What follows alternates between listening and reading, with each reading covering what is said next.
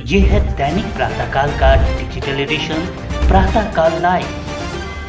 मित्रांनी जे सांगितलं निश्चितपणे आपण ही पॉलिसी अशीच ठेवलेली आहे आणि जेवढे पोलीस हे प्रत्यक्ष किंवा अप्रत्यक्ष या गुन्ह्यांमध्ये आतापर्यंत आढळले त्या सगळ्यांना बडतर्फच केलाय। आपण त्यांना कोणालाही सस्पेंड केलं नाही, त्याला बडतर्फच केलाय। आपण जे सुचवलं त्याप्रमाणे आता आपण आपल्याकडे आधी जे नार्कोटिक्सच्या संदर्भात जे काही व्यवस्था होती ती छोटी होती। आपल्याला कल्पना आहे मागच्याच वर्षी आपण आपला ANTF जो आहे अँटी नार्कोटिक्स जो फोर्स आहे हा फोर्स विस्तारित केलेला आहे। आता प्रत्येक पोलीस स्टेशन आधी प्रत्येक पोलीस स्टेशनला आपल्याकडे ANTF नव्हता, आता प्रत्येक पोलीस स्टेशनमध्ये ANTF आपण उभा करतो आहोत।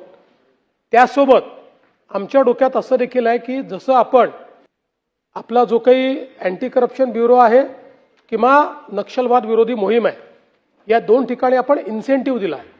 लोक गडचिरोलीला का जातात तिथे स्पेशल पे आपण देतो, त्यावेळेस सगळे चांगले पोलीस तिथे जायला तयार असतात किंवा अँटी करप्शनमध्ये वन स्टेप अहेड त्यांना ठेवतो।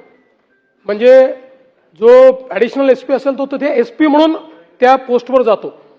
तर तशा पद्धतीनं आम्ही आता निर्णय करतो चांगले अधिकारी हे ANTF मध्ये गेले पाहिजेत, याकरता त्यांना स्पेशल पे किंवा वन स्टेप अहेड अशा पद्धतीनं जो त्या ठिकाणी काम करेल त्याला आम्ही ते डेझिग्नेशन देणार आहोत।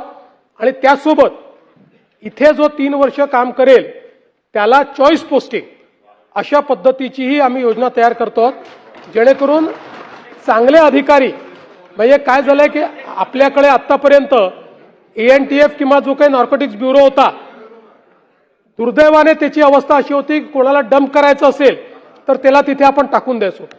आता ही लढाई ही बिनीच्या शिलेदारांनी लढावी लागेल।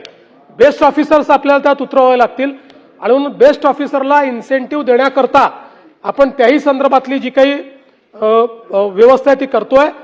आपण जे सांगितलं त्याची मी नोंद नक्की घेतो, मी रोज ब्रीफिंग घेतोच, पण 20 मिनिटं स्पेशली मी नार्कोटिक्सच्या संदर्भातलं ब्रीफिंग रोज घेईन।